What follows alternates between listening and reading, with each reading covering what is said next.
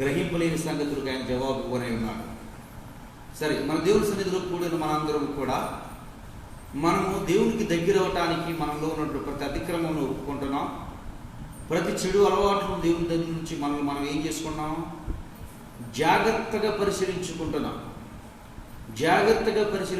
ఒక్కొక్క చెడు లక్షణాల గురించి అరే ఇది మనలో ఉన్నవే అనిపిస్తుందమ్మా. వాక్యాన్ని ధ్యానం చేస్తూ ఉన్నప్పుడు అరే ఇది మనలో ఉండాల్సిందే, ఇది మన దగ్గర ఉందిగా అనిపించట్లేదా? అనిపించాలి. ఎప్పుడైతే మన జీవితంలో మనకు అనిపిస్తుందో ఉందో దేవుడికి మనం దగ్గర అవుతున్నామని గుర్తుదాన్ని. మనం ధ్యానం చేసే ప్రతి విషయము కూడా దేవుని సన్నిధిలో అది మన దగ్గరదే కదా, ఇది మనకు ఎట్లా తెలుస్తుంది అని ఎప్పుడైతే మనకు అనిపిస్తూ ఉందో దేవుడికి ఏమవుతున్నాం? దగ్గర అవుతున్నాం. దేవునికి కనెక్ట్ అవుతా ఉన్నాం. దేవుని యొక్క స్వరానికి, దేవుని యొక్క మన జీవితంలో దేవుడు చేయబోయే ప్రతిదానికి మనం ఏమవుతున్నాం? సమీపంగా ఉన్నాం. యేసు ప్రభు కూడా కొన్ని మాటలు చెప్తాడు. ఆయన రెండో రాకడకు సంబంధించిన సంగతులు, మొదటి రాకడకు సంబంధించిన విషయాలు కూడా అనేక మంది ప్రవక్తలతో కొన్ని విషయాలు తెలియజేస్తూ ఉంటాడు. ఇవి జరుగుతాయి, ఈ విధంగా జరుగుతుంది, ఇలా జరుగుతాయి అని చెప్తూ ఉంటాడు. అలాగే మనందరి జీవితాల్లో కూడా దేవుడు అద్భుతంగా మన జీవితంలో చేయటానికి ముందు కొన్ని విషయాలను దేవదేవుడు మనకు తెలియజేస్తూ ఉన్నాడు. ఆయన తెలియజేసిన ప్రతి మాట సత్యము, ఆయన తెలియపరిచే ప్రతి విషయం యథార్థము, నమ్మకమైంది.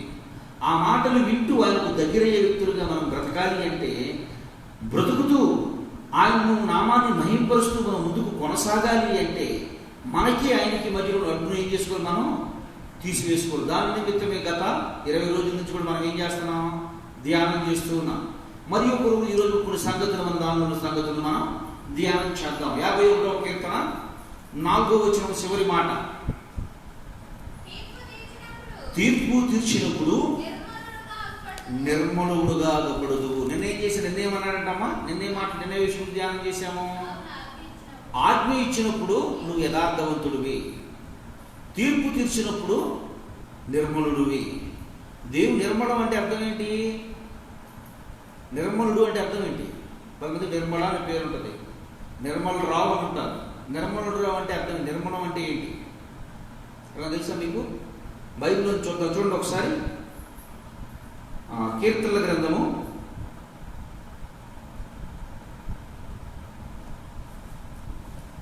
80వ అధ్యాయము 30వ వచనము, 2వ సమూయేలు గ్రంథము 22వ అధ్యాయం 31 వచనాలు. నిర్మలం అంటే మాట అర్థం ఏంటో చదవండి ఒకసారి. 2వ సమూయేలు గ్రంథము 31వ వచనం,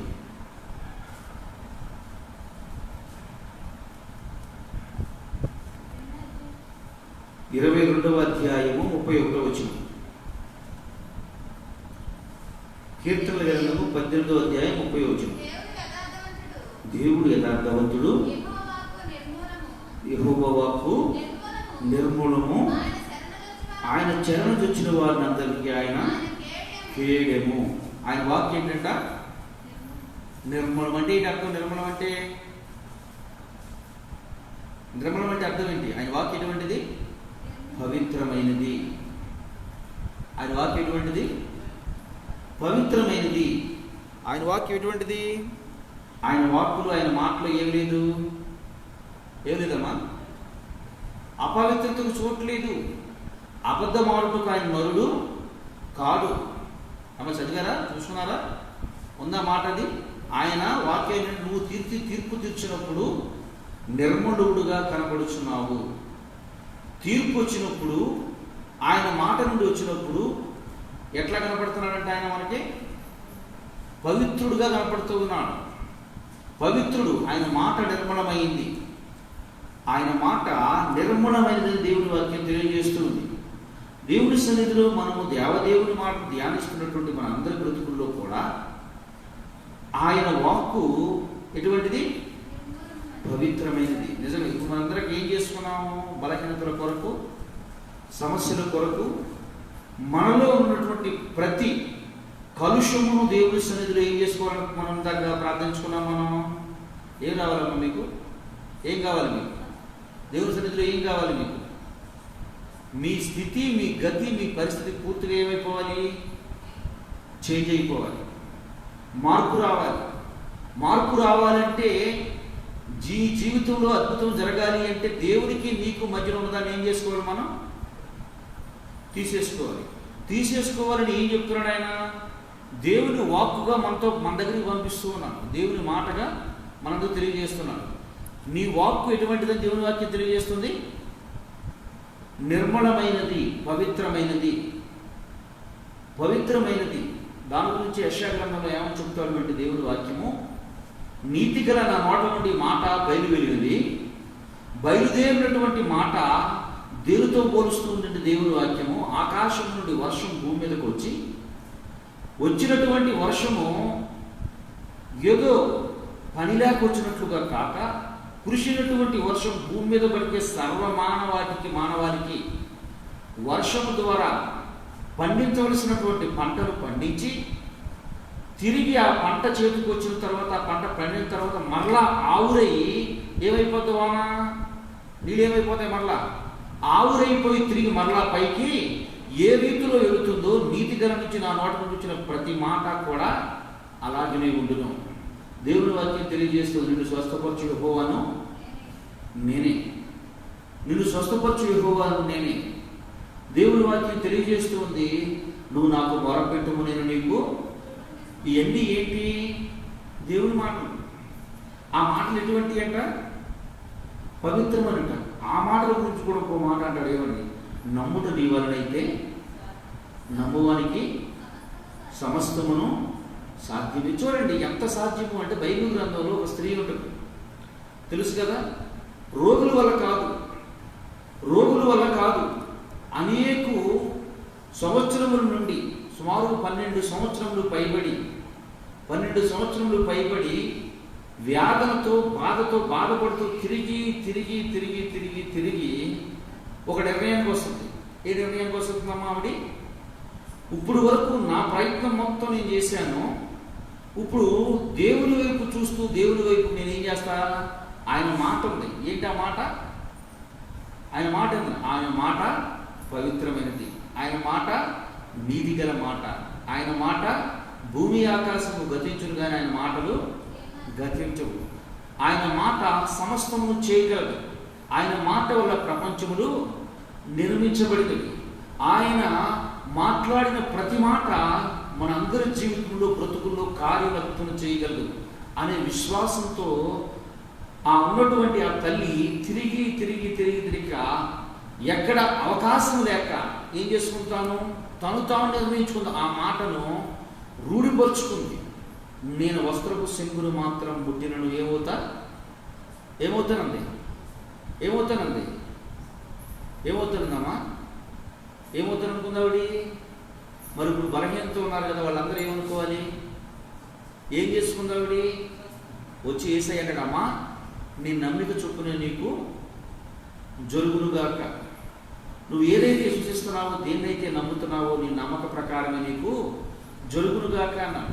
ఆయన సూచించిన ప్రకారంగా దేవుడు ఏం చేశాడు? తన జీవితంలో అద్భుతం చేశాడు, ఆశ్చర్యం జరిగించాడు. మనందరి జీవితంలో కూడా దేవుడు ఒక అద్భుతాన్ని జరిగించాలి అంటే మొట్టమొదటిగా ఏమి ఇవ్వాలి? స్థానం మనం దేవునికి ఇవ్వాలి.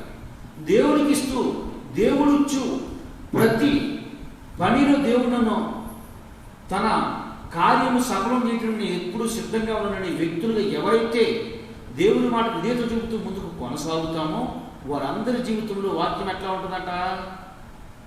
పవిత్రముగా ఉంటుంది, నిర్మలముగా ఉంటుంది. వాక్యం చదువుతున్నాము మనం. పవిత్ర గ్రంథాన్ని ఎట్లా చూస్తున్నాం? చాలా పవిత్రంగా చూస్తున్నాం కదా. ఏం చేస్తాం చెప్పండి? బైబిల్ ఒకసారి చదివారు ఇప్పటి వరకు? ఒకసారి మన బైబిల్ జరిగేసారి పూర్తి అయిపోయిందా? ఎందుకని? అర్థం అవ్వట్లేదా? అర్థం అవ్వట్లేదా బైబిల్ చదువుతూ ఉంటే? మన అర్థం ఎందుకు చదవట్లేదు? దేవుడు మాట్లాడతాడు నీతో. దేవుడు మాట్లాడే మాటలు సరే అర్థం. సరే, ఇప్పుడు వరకు నేను చెప్పిన విషయం పక్కన పెట్టేసుకుందాం. ఈరోజు దేవుని వాక్యంలోకి వెళ్దాం. చూడండి, ఇప్పుడు చూడడం ఒకసారి కీర్తన గ్రంథము దాంట్లో 51వ అధ్యాయం 4వ చివరి వచనంలో 4వ వచనంలో చివరి మాట, నీవు తీర్పు తీర్చినప్పుడు నిర్మలుడుగా అగపడుదువు. నువ్వు నా జీవితంలో నువ్వు తీసుకునే ప్రతి నిర్ణయం ప్రభువా నాకు ఎట్లా కనపడుతుంది? పవిత్రంగా కనపడుతూ ఉంది, యథార్థంగా కనపడుతుంది, నమ్మకంగా కనపడుతుంది ప్రభువా అని చెప్పి భక్తుడైన దావీదు గారు దేవదేవుణ్ణి కొనియాడుతూ ఉన్నాడు. దేవదేవుని ఎదుట తాను ఒప్పుకుంటూ ఉన్నాడు. చూడండి, మొదటి వచ్చిన దగ్గర నుంచి చూస్తే నువ్వు నన్ను క్షమించాలి. ఎందుకనంటే నాకు చేసినటువంటి క్రియలను బట్టి కాదు, నాకున్నటువంటి జ్ఞానమును బట్టి కాదు, కానీ నీవు కృప, నీవు ఎన్నికలేని నన్ను ప్రేమిస్తున్నావు కనుక నువ్వు నన్ను ఏం చేయాలి? క్షమించాలి. నీ కృపా బాహుల్యము చొప్పున నా అతిక్రమలను తుడిచివేయి, నా దోషము పోవునట్లు నన్ను బావుగా గడుము. నేను నా అతిక్రమలు, నా పాపం పోవునట్లు నన్ను పవిత్రపరచుము. నా అతిక్రమము నాకు తెలిసి ఉన్నవి, నా పాపం ఎల్లప్పుడూ నా ఎదుట ఉన్నది. నీకే కేవలం విరోధంగా నీకే నేను పాపం చేసి ఉన్నాను, నీ దృష్టి ఎదుట చెడుతనము చేసి ఉన్నాను. కావున ఆజ్ఞ ఇచ్చినప్పుడు నీవు నిర్మలుడుగా కనబడదువు.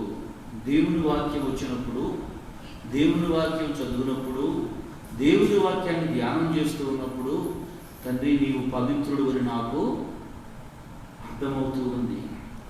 వాక్యం చదువుతూ ఉన్నప్పుడు నీవు ఎంత పవిత్రుడు నాకు స్పష్టత వస్తూ ఉంది. నా స్థితి ఏంటో, నా బ్రతికేంటో. అలాగే కొంతమంది జీవితంలో ఎలా ఉంటాయి అంటే, ఎలాగ ఆలోచించుకుంటారు అంటే, వారి ఆలోచనలు ఎలా ఉంటాయంటే, నేనే ఎవరికి ఏ హాని చేయలేదు, ఎవరికి ఏ తప్పిదం చేయలేదు, ఎవరికి చెడు జరగట్లేదు, ఎవరిని చెడు జరిగించట్లేదు, నాకు నేనే నీతిమంతుడు అనుకుంటాను. దేవుని వాక్యం తెలుసు, నీతిమంతుడు ఒక్కడను లేడు. నువ్వు మనందరము ఊహను బట్టి చెడిపోయే వ్యక్తిలో బ్రతుకుతున్నాం, ఆలోచనను బట్టి చెడిపోయే వ్యక్తుల్లా బ్రతుకుతున్నాం, ప్రవర్తనను బట్టి చెడిపోయే వ్యక్తుల్లా బ్రతుకుతూ ఉన్నాం, తలంపులను బట్టి చెడిపోయే వ్యక్తుల్లా బ్రతుకుతున్నాం. తలంపులు, ఆలోచన, ప్రవర్తన, ఈ విషయాల్లో ఏదో ఒక విషయంలో ఏమవుతుంది, మనను పక్క ట్రాక్ మనం వెళ్ళిపోయే పరిస్థితి వస్తూ ఉంది. పక్క ట్రాక్ వెళ్ళిపోయే ఆలోచన వస్తుంది. చూడండి, ఎంత భక్తుడో మోషే గారు. అటువంటి భక్తుడు ఒకనొక దినమందు ఇశ్రాయేలు ప్రజలు బాగా ఇసికించేస్తూ ఉంటారు. బాగా ఇసికించేసి ఏడిపించి బాధలు పెడుతూ ఉంటే దేవుడితో చెప్తారయ్యా, నన్ను ఎందుకు తీసుకొచ్చావు ఇక్కడికి? వెళ్ళాను, నేను కన్నానా? నాకెందుకు ఈ బాధ అని చెప్పి మోషే గారు ఒకనొక దినమందు ఇశ్రాయేలు ప్రజలను సంభేస్తానని దేవుడు అడుగుతూ ఉంటే, నువ్వు తప్పుకో అంటూ ఒకసారి లేమంటే, అయ్యా నా జీవగ్రంథంలో నా పేరు తుడిసేయమన్నటువంటి ఒక వ్యక్తి చూడండి ఏడ్చాడు. వాళ్ళందరినీ తీసుకెళ్ళడానికి ఏడ్చాడు. వీళ్ళు నేను కన్నానా, వీళ్ళు నా బిడ్డలా, ఎందుకు నాకు ఈ శ్రమ పెట్టావని ఏడ్చాడు. రెండు, వాళ్ళ వైపుకి, ఎవరి వైపుకి? ఇశ్రాయేలు ప్రజలకు. చూడండి, మన జీవితంలో ఎందుకు నీ మాట మీతో మాట్లాడుతూ ఉన్నాను అంటే, దేవుడు అంటే ఓకే, కానీ నువ్వంటే దేవుడు ఎప్పుడు నిన్ను ఎవరు ఒప్పుకోరు? నేను మిమ్మల్ని తిట్టినా ఒప్పుకోడు, మీరు నన్ను తిట్టినా దేవుడు ఒప్పుకోడు. అంటే ఆయన ఎంత పవిత్రుడో చూడండి, ఎంత పవిత్రం కలిగిన వాడు. ఆ మాట చెప్పడానికి నేను మీ దగ్గర ఉన్నాను. ఒకనొక దినమందు ఇశ్రాయేలు ప్రజల్ని దేవుడు సంహారం చేసేస్తా, తప్పుకో ఒకసారి మోసే అన్నాడు బైబిల్లో. ఎప్పుడు? ప్రపంచ దేశాన్ని తీసుకు వెళ్ళినప్పుడు దేవుడు మోషే గారు నా దగ్గరికి రండి, నేను నీకు ధర్మశాస్త్రం ఇస్తాను, నేను చెప్పింది జాగ్రత్తగా రాసుకోమని చెప్పినటువంటి మోషే గారు దేవుడు 40 దినములు మోషే గారు అక్కడ నుండి దేవుడు ధర్మశాస్త్రాన్ని రాస్తూ ఇస్తూ ఉంటే ప్రధాని జాగ్రత్తగా పరిశీలిస్తున్నటువంటి దేవుడు తరువాత జయతోనో ఏదో శబ్దం పడుతుంది అని చెప్పి తను ఆలోచించుకుంటున్నప్పుడు దేవుడు పిలిచి అన్నాడు, మోషే నువ్వు తీసుకొచ్చిన ప్రజలు నువ్వు తొందరగా నీ దారి తప్పేళ్ళకి దిగలమంటే దిగెళ్ళంగానే ఇష్టానుసారంగా వాళ్ళు నడుస్తూ ఉంటారు, ఇష్టానుసారంగా బ్రతుకుతూ ఉంటారు. మోషే అహరోనును తన పక్కన ఉన్నటువంటి ఊరును పిలిచి అంటాడు, ఇదిగో నేను మిమ్మల్ని ఇంకా న్యాయాధిపతిగా నియమిస్తే మీరు ఇష్టం వచ్చినట్టు నడుస్తున్నారు, ఇష్టం వచ్చినట్టు బ్రతుకుతూ ఉన్నారు, ఎందుకు ఇట్లా చేశారు అని చెప్పినప్పుడు దేవుడు అంటాడు, ఇదిగో నువ్వు తొందరగా చెడిపోయారు కనుక నేను ఏం చేస్తా, ఒకసారి నువ్వు సైడ్లో అయ్యి వీళ్ళని ఏం చేస్తాను, ఒక దెబ్బతో వీళ్ళందరినీ సంహారం చేసి నీలో నుండి కొత్త జనాంగాన్ని తీసుకొస్తానని చెప్తే వాళ్ళ దగ్గరికి వెళ్ళి ఏం చెప్తాడు మోషే గారు, అయ్యా ఈ ఒక్కమారు నువ్వు ఎంతో ప్రయాసపడి ఎక్కడి వరకు నడిపించుకుంటూ వచ్చావు, ఇంతవరకు తీసుకుని వచ్చావు, ఇప్పుడు ఇది చేస్తే వాళ్ళ దేవుడికి శక్తి లేదనుకుంటారయ్యా, దయతో ఒకసారి దయదలుసు అని చెప్పినటువంటి మోషే గారు ఒకానొక దినమందు అదే బాధ ఆయనకు పెడితే, ఎవరికి? మోషే గారికి పెడితే, నన్ను చంపేయి అన్నటువంటి మోషే గారు మోషే గారి మీద ఇసుక్కుంటే, మోషే గారిని బాగా శోధిస్తూ ఉంటే, బండ మీద తీసుకున్నట్టు ద్రోహుల్లారా అంటాడు. దేవుడు ఏమంటాడు దానికి పర్యవస్థానం? నువ్వు దేశానికి నువ్వు దేనికి కాదు, అర్హుడు కాదు. మరి ఎందుకు ఈ మాట మీతో చెప్తూ ఉన్నాను అంటే, మనలో పోగొట్టుకున్నవి, కష్టపడి సంపాదించుకున్నవి, ప్రయాసపడి సంపాదించుకున్నవి దేవుడు అంటే ఓకే, బహుశా నువ్వు కూడా అదే పదాన్ని వాళ్ళ దగ్గర ఉపయోగించాలని ఆశ కలిగి ఉన్నావేమో. ఒకవేళ పొరపాటు అటువంటి విషయాల్లో నువ్వు ప్రయత్నం చేసి చేస్తున్నావేమో, నువ్వేమవుతున్నావంటే దేవుని దృష్టిలో పాపిగా మిగిలిపోతున్నావు. అందుకే అన్నాడు ఆయన, నువ్వు తీర్పు తీర్చినప్పుడు నిర్మలుడుగా అగపడుచున్నావు. ఏంటి ఆయన తీసిన తీర్పు? కదా ఇశ్రాయేలు ప్రజలు ఆయన తీర్పు తీర్చాడు దేవుడు. ఇశ్రాయేలు ప్రజలకు దేవుడు తీర్చాడు తీర్పు. ఇశ్రాయేలులకు దేవుడు తీర్పు తీర్చినప్పుడు ఆయన దృష్టికి వాళ్ళు దోషులు, కానీ నీ దృష్టికి నా దృష్టికి వాళ్ళు ఎవరైనా దోషులు కాదు. ఎందుకని అంటే నువ్వు భరించట్లా వాళ్ళు. నువ్వు భరిస్తున్నావా? నేను భరిస్తున్నాను, మిమ్మల్ని భరిస్తున్నాను. నేను భరించట్లా. మీ భారం నా మీద కాదు. ఎందుకంటే నీవు పుట్టినది మొదలుకొని ఈ రోజు వరకు, ఈ క్షణం వరకు. సరే, భరిస్తే ఎంత భరిస్తాడు చెప్పండి? భర్త కొంతవరకే భరిస్తాడు. గాలి తీసుకొచ్చి కొనుక్కొచ్చి ఇస్తున్నాడు నీకు, నీళ్ళు కొనుక్కొచ్చి ఇస్తున్నాడు నీకు, పెడితే భోజనం పెడుతున్నాడేమో. నీ శరీరంలో ప్రతి అవయవం నువ్వు యొక్క భర్త వాడిని విజయడానికి ఆదరిస్తూ ఉన్నాడా? నేను భరించేవాడు ఎవరో? సృష్టికర్త అయిన దేవుడు. సృష్టికర్త అయిన దేవుడు అక్కడ వరకు నడిపించి, అక్కడ వరకు పోషించి, అక్కడ వరకు ఇచ్చేసి, తనకు వ్యతిరేకంగా తిరిగితే, తనకు తిరిగినటువంటి వ్యతిరేకతతో పోల్చుకుంటే నువ్వు దాని చుట్టూ తీసుకుని పెద్ద వ్యతిరేకతే కాదు. అవునా కదా చెప్పండి? ఒకరోజు కూలికొచ్చి చేసే కీడు కంటే కూలికొచ్చినటువంటి వ్యక్తి, ఒకరోజు కూలి పనికి వచ్చినటువంటి వ్యక్తి మాగాబుది ఎంత నష్టం చేస్తాడు చెప్పండి యజమానుడికి? ఒకరోజు పని, అంతేనా? అదే ఇంట్లో వాడైతే ఇంటి వారసుడైతే ఎంత నష్టం చేస్తాడు? చెప్పండి. అర్థమవుతాం మన మాట మీకు? నువ్వు తీర్పు తీర్చినప్పుడు నిర్మలుడుగా కనపడుతుందయ్యా. ఎందుకు నిర్మలుడుగా కనపడుతుందంటే, నువ్వు తిట్టేవాడు, నేను తిట్టిన దానికి నన్ను ఎక్కడ పడేసావు తీసుకెళ్ళి?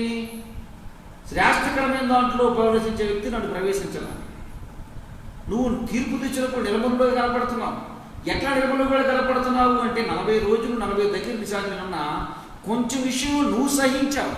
నేను సహించలేక పలకలేను, పగలగొట్టుకున్నాను పలకలేను.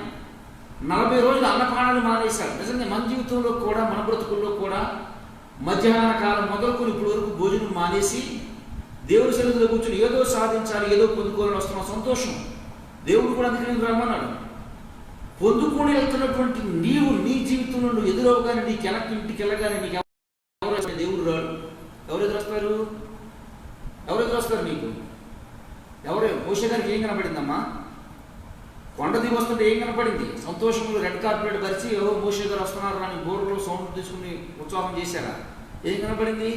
ఆయన చూడకూడనిది, వినకూడనిది, కనపడకూడనిది, వినకూడనటువంటి మాటలు విన్నాడు, చూడకూడనటువంటి దృశ్యాన్ని చూశాడు.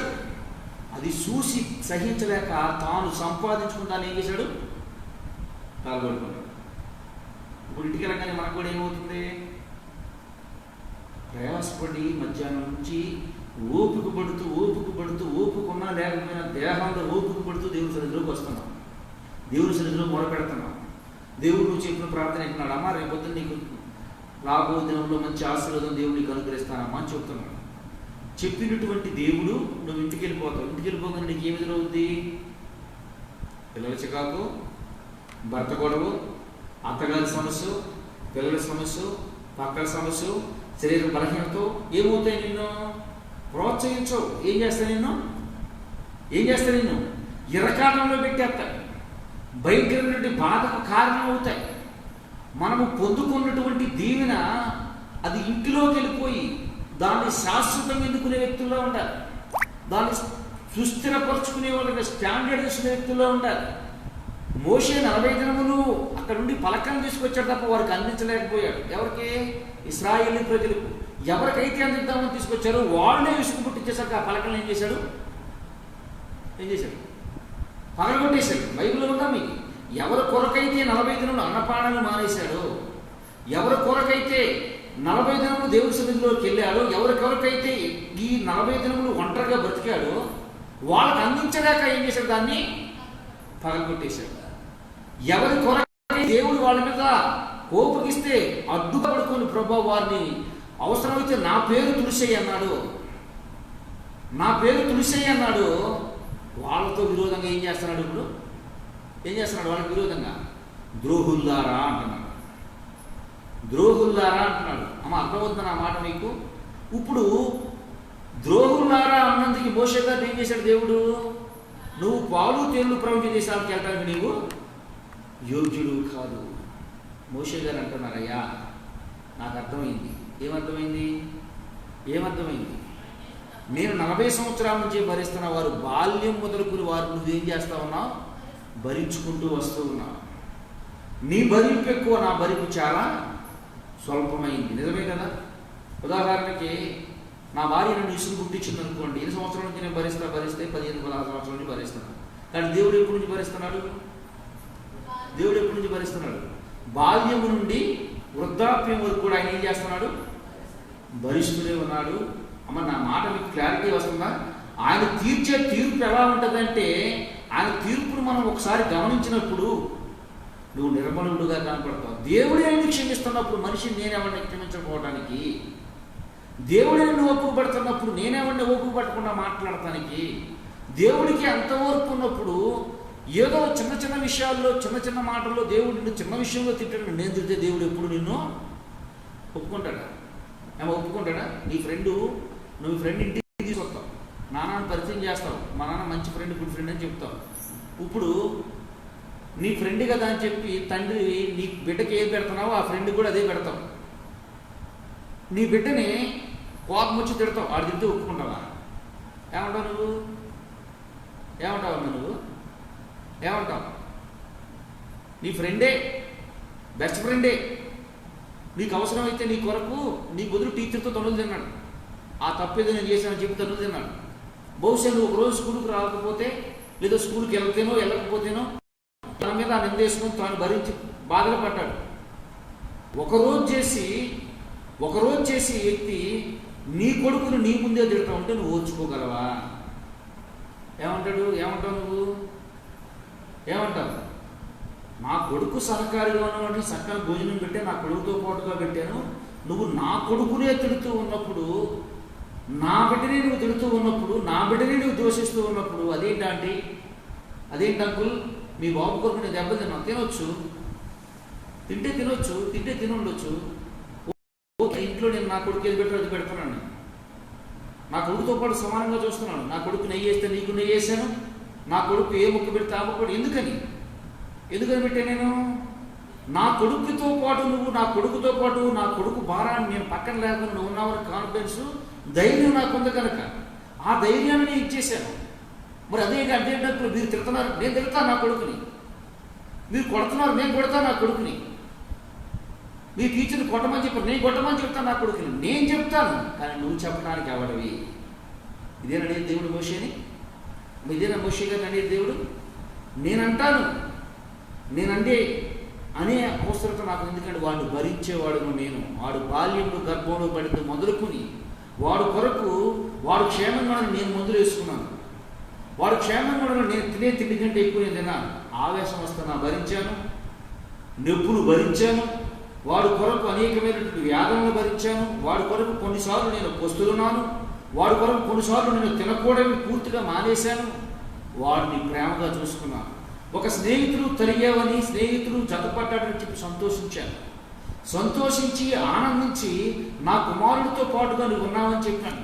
కొన్నిసార్లు వాడు పిచ్చి ఆలోచిస్తాను, నీ ఆలోచనలు మంచిగా ఉన్నాయని చెప్పి నేను సంతృప్తి పడ్డా, మంచి స్నేహితుడు దొరికారని.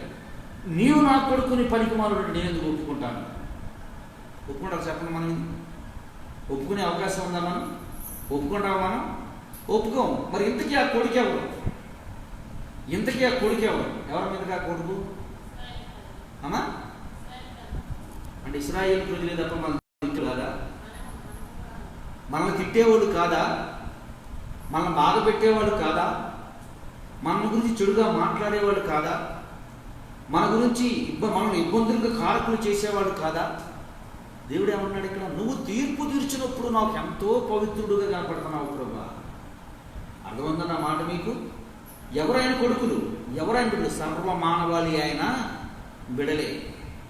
ఒకవేళ నీ స్నేహితుడయ్యింది, స్నేహం చేసి నువ్వు మోసం చేశాడని చెప్తే, ప్రభా నీకు స్తోత్రం ప్రభా అని చెప్పి పక్కకు వచ్చే తప్ప పొరపాటు నీ నోటి నుండి శాపవచనం వచ్చిందనుకో, నీ ప్రార్థన ఏమైపోద్ది? గాలిలో కలిసిపోద్ది. తెలుసా మీకు విషయం? నేను ఇబ్బందికరంగా మాట్లాడినా, నేను ఇస్తామా జాగ్రత్తగా దేవుని మాట, ఏదో నువ్వు చెడిపోయావు అన్నట్టుంటే మన జీవితంలో అద్భుతాలు జరగవు. వ్యాధులు బాగు, రోగాలు బాగు, ఆర్థిక ఇబ్బందులు బాగు, సమస్యలు రావు, సమస్యలు బాగు. స్థిరంగా స్థిరపరచబడము. దేవుడి నామానికి మహిమకరంగా బ్రతకలేము, కుటుంబాన్ని నిలబెట్టలేము. నిలబెట్టే స్థితి మన దగ్గర ఉండదు. వాక్యాన్ని హృదయంలో కనువాయించుకుంటేనే. అందుకే అన్నారు దావీదు గారు, అయ్యా ప్రభువా నువ్వు తీర్పు తీరుస్తుంటే నేను ఏంటో అనుకుంటున్నా తీర్పులు. ఎవరి గురించి తీర్పు తీర్చాడు? అయినా మోషే గారి విషయంలో తీర్పు తీర్చాడు. ఎక్కడో ఉన్నవాడిని తీసుకొచ్చావు, ఎక్కడో ఉన్నవాడిని నడిపించుకొచ్చావు, ఎక్కడో ఉన్నవారు ప్రయాసపడుతుంటే వాళ్ళని ఆదుకుంటూ వచ్చావు. ఎప్పటి వరకు వాళ్ళు ఇప్పుడు అన్న మోషే గారు అన్నాడు అన్నమాట, ఒకే ఒక మాట అన్నాడు. కానీ మోషే గారు అనిపించోడా? నా ఇల్లంతటిలో నమ్మకమైన వాడు. తన స్నేహితుడితో మాట్లాడినట్టు దేవుడు మోషే గారితో మాట్లాడాడంట. ఇద్దరు, దేవుడన్నా మోషే గారు ఫ్రెండ్స్లా మాట్లాడుకునేవాళ్ళు. ఈయన మాట్లాడితే ఆయన మాట్లాడితే ఈయన మాట్లాడితే ఆయన మాట్లాడితే ఈయన. వీళ్ళిద్దరి మధ్యలో ఏముంది?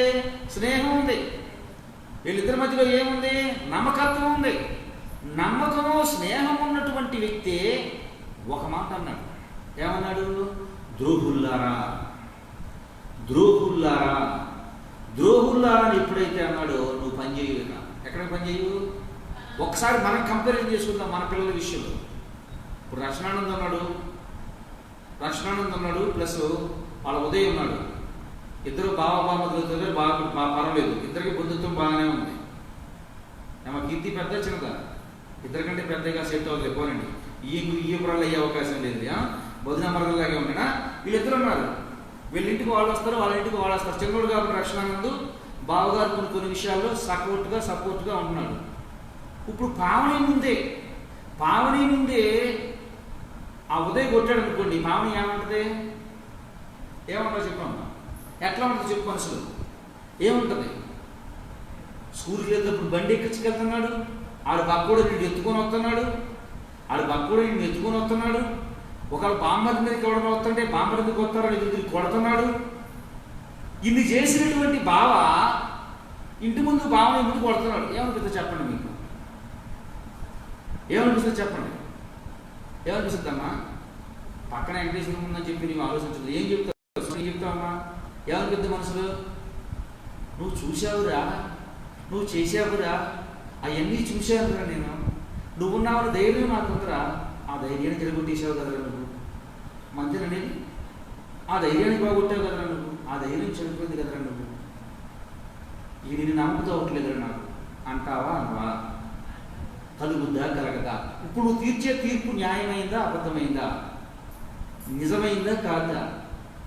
మంచిదా కాదా? దేవుడు అదే అంటున్నాడు, మోషే గారు అదే అన్నాడు. మోషే గారి గురించి దావీదు గారు అదే అన్నాడు. అయ్యా నువ్వు తీర్పు తీర్చినప్పుడు చాలా మందికి ఏమనిపిస్తుందంటారే, ఎంత నడిపించాడయ్యా మోషే గారు, ఎంత ప్రయాసపడ్డాడయ్యా మోషే గారు, కుటుంబాన్ని బాగొట్టుకున్నాడు, బంధువులను వదిలేసుకున్నాడు, బిడ్డలను వదిలేసుకున్నాడు, ఇంతగా నడిపించాడు, ఇంతగా చేశాడు.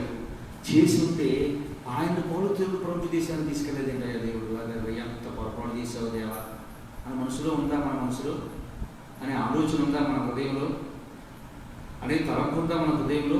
దేవుడు అంటూ ఉన్నాడు, నీ విషయంలో నువ్వేం చేస్తావు? బాగా కొట్టావు, కొట్టు, ఇంకో దెబ్బ కొట్టు అంటావా?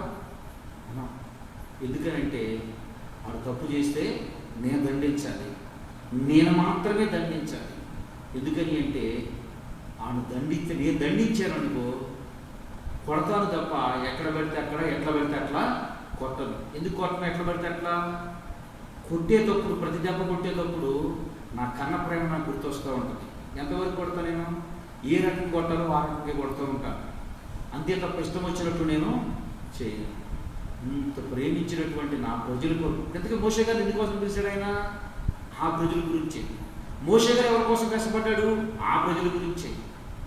మోషే గారు ఎవరి కొరకు ప్రయాసపడ్డాడు? ఆ ప్రజల గురించి. ఇప్పుడు ఆ ప్రజలు ఏమన్నాడు ఈయన? ద్రోహుల్లారా, ద్రోహుల్లారా, ద్రోహుల్లారా అంటే ఈయన అంటున్నాడు. ఏమంటున్నాడంటే, అయ్యా నువ్వు తీర్పు తీరుస్తూ ఉంటే నీ తీర్పులు అమోఘం ప్రభా, నీ తీర్పులు ఆశ్చర్యం ప్రభా. అయ్యా నువ్వు మాత్రమే నేను అంటానికి ఎవరు కాదు, అర్హుడును కాను. ఒకవేళ నిన్ను సాహిత్యం చేశాననుకో, నాకేంటది? దానివల్ల లాభమా నష్టమా? లాభమా నష్టమా? అమ్మా విన్నారా నా మాట? ఒకవేళ సాహసించి నేను ఆ మాట అన్నాను అనుకో, వాళ్ళని పనికిరాడోడు, పనికిమాలినోడు, ప్రయోజనం లేనోడు, వేస్ట్ పిల్లలు నేను అన్నానే అనుకో, నాకేం జరుగుతుందంట? మోషే గారు పలకలు తీసుకొచ్చి ఏం చేశాడు? ఆ విభాజనలోకి ఇచ్చాడా? మరలా 40 రోజులు ఎక్కాల్సి వచ్చింది. మరలా మొదటికి రావాల్సి వస్తుంది. నువ్వు మరలా మొదటి అడుగు పెట్టవలసి వస్తుంది. అందుకే దేవదేవుడు తెలియజేస్తున్నాడు మన అందరితో, ఆయన తీర్పులు యథార్థమైనవి, ఆయన తీర్పులు నమ్మకమైనవి. నువ్వు తీర్పు తీర్చుకుంటే నువ్వు ఎంత పవిత్రుడువో నాకు స్పష్టత వస్తుంది. నువ్వు తీర్పు తీర్చేటప్పుడు ఎంత పవిత్రంగా ఉన్నావో నాకు అర్థమవుతుంది. అందుకే దేవుడు బిడ్డలారా, ఈరోజు మనం చేయవలసిన పని ఏమిటి అంటే, మనం ఒప్పుకోవలసింది ఏమిటి అంటే, నీ వెడల అన్యాయమే చేశారు, వారి కొరకు నీవు ప్రయాసే పడుతున్నావు, వారి కొరకు నువ్వు దెబ్బలే తింటున్నావు, వారి కొరకు నువ్వు అవమానపరచబడుతున్నావు, వారి కొరకు నువ్వు వేదన పడుతున్నావు, వారి కొరకు ఎంతో కష్టాన్ని వరుస్తున్నావు. నీ నోట నుండి ఏం రాకూడదు? శాపవచనము గనక వస్తే దేవునికి నీకు మధ్య ఏమవుద్ది? Cut off. దేవునికి నీకు మధ్యలో ఏమొస్తుంది? ఇప్పుడు గుర్తొచ్చిందా ఇది మనం చేసామని? అమ్మా గుర్తు వస్తుందా? దేవుడు అది మనం చెప్పేది. ఏమి ఒప్పుకోవాలని ఆయన సన్నిధిలో మనం ఏమి ఒప్పుకోవాలని? మన పాపాలను మనం ఒప్పుకోవడానికి ఆయన సన్నిధిలోకి వచ్చాము. మన పాపాలను మనము ఒప్పుకోవడానికి వచ్చాము. ఆయన అంటున్నాడు, నువ్వు తీర్పు తీర్చినప్పుడు నిర్మలుగా కనపడుతున్నావు ప్రభా, పవిత్రుడుగా కనపడుతున్నావు. ఆ పవిత్రత నీ దగ్గర కనపడుతుంది, పవిత్రత నీ దగ్గర కనపడుతుంది ప్రభా. మోషే గారైతే ఆ విషయంలో తప్పిదం చేశాడు. నేనైతే నా కుటుంబ సభ్యుల మధ్య, నా స్నేహితుల మధ్య, నా బంధువుల మధ్య, నాతో తిరిగిన వారి మధ్య, సంఘస్థుల మధ్య, సంఘంలో ఉన్నటువంటి సేవకుల మధ్య, విశ్వాసుల మధ్య, ప్రేమించే వారి మధ్య వాళ్ళను బహుగా ఇసుపుక్షాన్ని బట్టి, నీ పనిలో అశ్రద్ధ చేయటాన్ని బట్టి, ఆలక్ష్యం చేయటాన్ని బట్టి, పని పట్ల నిర్లక్ష్యం చేయటాన్ని బట్టి నేనేం వాడిన ఆ పదాన్ని వాడాను. దేవుడు అంటూ ఉన్నాడు, దేవదేవుడు అంటూ ఉన్నాడు, నా తీర్పు న్యాయమైందని ఒప్పుకుంటున్నావు కనుక దావీదు నీ జీవితంలో ఏం చేస్తాను? నువ్వు చేసిన పాపాలు నేను క్షమించేస్తాను. ఈరోజు మనం కూడా అయ్యా నీ తీర్పులు సత్యమైంది ప్రభా. ఏంటి సత్యమైంది? నేను ప్రార్థన చేసిన నెరవేర్పు రాలా. మోషే గారి ప్రార్థన ఏంటి? పాలు దేవుడు ప్రవచన తీసుకెళ్ళాడా? నీ ప్రార్థన నా ప్రార్థన నెరవేర్పు వస్తుందా? నీ ప్రార్థన నా ప్రార్థన కార్యం జరుగుతుందా? జరగట్లా. జరగకపోవడానికి రీజన్ ఏంటి? మన నోరు ఆలోచించకుండా, వాక్యానుసారంగా వాక్యాన్ని హృదయంలో తెచ్చుకోకుండా, వాక్యాన్ని జ్ఞాపకం చేసుకోకుండా, వాక్యాన్ని ధ్యానం చేయకుండా. చూడండి ఒకసారి ఒక మాట తెలిసి నేను ముగించేస్తాను. చూడండి 80వ కీర్తన 18వ కీర్తన 30వ వచనం.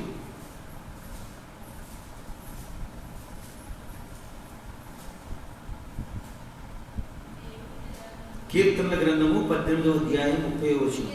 దేవుడు యథార్థవర్తునుడు, యెహోవా వాక్కు నిర్మూలమవుతున్న చెన్నదోచిన వారందరికీ ఆయన కేడెము. ఇప్పుడు ఏం చేస్తానికి వచ్చాం మనం? ఇక్కడికి ఏం చేస్తానికి వచ్చాం మనం? ఆయన శరణ జోర్చడానికి వచ్చాం. శరణ చేయడానికి ఏం చేసాం? అయ్యా నీవే మాకు అండా, నీవే మాకు దిక్కు, నీవే ప్రభా మాకు దిక్కు. నా ప్రార్థన నెరవేరకపోవడానికి కారణం ఎవరు? నేనే. నువ్వు సరైన తీర్పు తీర్చావు ప్రభా నా జీవితంలో. ఏ తీర్పు అయినా? నేను పెట్టిన ప్రార్థన నువ్వు వినకపోవటం తండ్రి న్యాయమే. నువ్వు ఒప్పుకోవాలి. ఒప్పుకుందారా? ఒప్పుకోవద్దా? ఎప్పుడు ఒప్పుకోవాలా? ఒప్పుకోవద్దా? అందరి రోడ్డు నుంచి రావట్లన్నమాట. నేను ఒప్పుకోమన్నా కాబట్టి ఒప్పుకుంటున్నారా, లేకపోతే వాక్యం చెప్తుంది కాబట్టి ఒప్పుకుందామా? వాక్యము చెబుతుంది కనుక మనము ఒప్పుకోవాలి. నువ్వు తీర్పు తీర్చినప్పుడు నువ్వు పవిత్రుడు అని నాకు అర్థమవుతుంది ప్రభా. నా వాక్యం, నా ప్రార్థనను వినకపోవటాన్ని బట్టి నువ్వు పవిత్రుడు అని నాకు నా ప్రార్థనను వినకపోవడాన్ని బట్టి నువ్వు నాకు పవిత్రుడు అని అర్థమవుతుంది ప్రభువా అని హృదయపూర్వకంగా ఒప్పుకుంటే దేవుడు ఏం చేస్తారంట? తను చరణజొచ్చిన వారిని ఆయన ఏం చేస్తాడు? కేడెము, ఆయనే అండై ఉంటాడంట, ఆయనే ఆశ్రమై ఉంటాడంట. నిజంగా ఇప్పుడు బలహీనులుగా ఎంతమంది అయితే ఉన్నారు, అనారోగ్యంతో ఎంతమంది అయితే ఉన్నారు, హృదయపూర్వకంగా ఎవరైతే ఒప్పుకుంటారు దేనికి ఒప్పుకోవాలి? దేని విషయంలో ఒప్పుకోవాలి? దేవుడు ప్రేమించే వారిని నువ్వు ద్వేషిస్తున్నందుకు, దేవుడు భరిస్తున్న వారిని నిన్ను ఏదో చిన్న సమస్యని తీసుకొచ్చాడని వాళ్ళని దోషిస్తున్నావు కనుక, దేవుడే వాళ్ళ భారమంతా భరిస్తుంటే చిన్న సమస్యగా నీకు ఎంతగా చేస్తూ ఉంటే, చిన్న బాధకి ఎంతగా నువ్వు ఆలోచిస్తూ ఉంటే, నీ బిడ్డ విషయంలో ఏరే వ్యక్తి ఏదో చిన్న మాట్లాడిన అతని మీద అంతకంటే నీ బిడ్డ కంటే ఎక్కువగా నువ్వు కోపం పగా పెట్టుకుంటే దేవుడు ఏం చేస్తాడు చెప్పండి? ఆయన పోషించి, రక్షించి, సంరక్షించు ప్రతి క్షణం ఆయన కొరకు ప్రత్యేకమైనటువంటి చెట్లునేసి, గాలునేసి, సూర్యునేసి, చంద్రునిచ్చి, ఆకాశ నక్షత్రాలనిచ్చి, వనరులనిచ్చి, అన్నిటిని ఇచ్చుకుంటూ పోషించుకుంటూ వచ్చినటువంటి వ్యక్తి దేవుడు ఇంకేమంటాడు ఆయన్ని? నా బిడ్డను దూషించడానికి నీవు అర్హుడు కాబట్టి నీ మాట నేను వింటారమ్మా? ఉదయం మాట వింటావమ్మా? పావని పొద్దున్న నీ ముందే కొడితే ఏమంటావు? వదిలేగా ఆమె నువ్వు కూడా కొట్టావు కానీ అంటావా? అత్త ఎవరో కొట్టారంటే ఏమంటావు? నువ్వు కూడా కొట్టావు లేరా, వదిలేగా నీ మాట అంటే ఏమంటావు? నువ్వు వినను, నేను నువ్వు కూడా కొట్టావు, మొదలు చూశాను నేను, నువ్వు కొట్టడం నేను చూడలేదా, నువ్వు చూసే వాడు కొట్టాడు. ఇప్పుడు ఎవరు నమ్ముతావు? ఎవరి మాట వింటావు? నువ్వు ఎవరి మాట వింటావు? నువ్వు కొట్టనప్పుడు, తిట్టనప్పుడు, ఏమి అన్నప్పుడు, నిన్ను పదే పదే హింసిస్తా, బాధ పెడతా, రోధిస్తా, వేదన పెడతా ఉన్నప్పటికీ, అరే వీడు నాకంటే ఎక్కువగా ప్రేమ వస్తున్నాడు నా కొడుకునేడు. ఎవడు వచ్చి అడ్డంగా ఉంటున్నాడు, ఆయన తిడతన్నా భరిస్తున్నాడు, వాడు కొడతన్నా భరిస్తున్నాడు, ఎత్తుకుంటున్నాడు. చూసేమనిపిస్తుంది మనసులో? అత్త మరి ఆడు ఎవరో మీద గొడవకి వెళ్తున్నారంటే నువ్వేమంటావు? ఇప్పుడు ఆలోచించడం కూడా ఆలోచించవు. ఎందుకని? ఏడాపెడ చేతులు తీసేస్తావు. ఎందుకని? నీకు నమ్మకం పూర్తిగా కుదిరింది. ఎందుకని అంటే నాలాగా ఇతను కూడా యేసయ్య ఉన్నాడు, నేను అపొస్తలుడైన పౌలు గారు అన్నాడు, నేను క్రీస్తుని పోలి నడుచుకున్నాను, మీరు నన్ను పోలి. ఇది క్రైస్తవులు రూపాంతరం చెందటం అంటే. దేవుని మాట వెంటనే వినాలి అంటే, విన్న మాట వెంటనే జవాబు రావాలి అంటే ఏం చేయాలి? భరించాలి. నా ప్రార్థన నువ్వు వినకపోవటం ఏదో అనుకుంటున్నా కానీ ప్రభా, ఇప్పుడు నాకు క్లారిటీ వచ్చిందా? నువ్వు క్లారిటీ ఏం క్లారిటీ వచ్చింది? నువ్వు తీర్పు తీర్చినప్పుడు ప్రభా, అరే ఇంత స్పష్టత ఉందా ప్రభా నీ మాటలో, కరెక్టే ప్రభా, నా ప్రార్థన పడడానికి తప్పు నాదే ప్రభా, 100% నేనే ప్రభు దాని వరుణ్ణి అంటే క్లారిటీ వచ్చిందా? మీకు వచ్చిందా? నీకు వస్తుందమ్మా? క్లారిటీ వచ్చిందా? దేవుని బిడ్డలారా, ఆ క్లారిటీ కలిగి ఉండాలి. ఇప్పుడు దేవుని ఎదుట మనం ఒప్పుకోవాలయ్యా. ఎవరిని తిట్టా? మా అత్తగారిని తిట్టా. ఎవరిని తిట్టా? మా మామగారిని తిట్టా. ఎవరిని తిట్టా? మా బావ తిట్టా, మా స్నేహితులను తిట్టా. అయ్యా వీళ్ళందరినీ నువ్వు భరిస్తూ ఉండగా, నేను భరించుంటే ప్రభా నా మాట వెంటనే ఉండేవాడు ప్రభా. నేను భరించకపోవటాన్ని బట్టి, నీ ప్రేమని చూపలేకపోవటాన్ని బట్టి, ఆ ప్రేమ నాలో కొరవటాన్ని బట్టి నా మాట వినట్లేదు. ఆ మాట నేను నిజంగా భరించుడు నన్ను చూసి దేవుడికి ఏమైనా కనపడదా? దేవుడికి కనపడదా? దేవుడు కనపడ చూడంటూ ఉందా? ప్రతిదీ స్పష్టంగా కనపడుతుంది. ఆయనకు మరుగైన సోదు లేదు, మరుగైన ప్లేస్ లేదు, కనపడని ప్లేస్ అంటూ ఏమీ లేదు. స్పష్టంగా, చాలా స్పష్టంగా కనపడుతుంది. కనపడుతున్నా దేవుని ఎదుట. ఒకసారి ఈ విషయాన్ని మీరు ఆలోచించుకోండి. రేపు పొద్దున ఏ విషయంలోనైనా మనం మాట్లాడే విషయంలో, ఎవరి దగ్గరైనా విషయంలో మాట్లాడే విషయంలో, ప్రభు నా ప్రార్థన వినకపోవడం మాకు న్యాయమే. వచ్చిందా? గుర్తొచ్చిందా? మీకు క్లారిటీ వచ్చిందా? స్పష్టత వచ్చిందా మీకు? నా ప్రార్థన వినకపోవడం ప్రభు న్యాయమే. యేసయ్యా నన్ను క్షమించు, నేను నీ శరణజొచ్చి ఉన్నాను ప్రభా, నీ వాక్కు నిర్మలమైనది, నీ మాట నిర్మలమైనది, నీ యథార్థవంతుడు ప్రభని హృదయపూర్వకంగా మరణము దేవుని ఎదుట ఒప్పుకొని దేవుడు చూడనిస్తే దేవుడు ఏం చేస్తాడు? మన ప్రార్థనలు తోసి బయటకు ఎళ్ళువాడు కాదు, తోసివేసేవాడు కాదు. కనుక ఆయన సన్నిధిలో కూడిన మనందరూ కూడా హృదయపూర్వకంగా దేవదేవుని ఎదుట మన ప్రతి పాపంలో కూర్చు దేవునికి దగ్గరైతూ దేవుని నామానికి మహిమకరంగా, కుటుంబానికి ఆశీర్వాదకరంగా, అనేకులు దీవెనకరంగా మనం మొరపెడితే ఆయన ఏ వ్యక్తిగా బ్రతుకుతూ ఆయనకు సంతోషించే కృప పరిశుద్ధాత్మ దేవుడు మనకు గురించి రావున అందరూ కూడా ప్రార్థన చేసుకుందాం.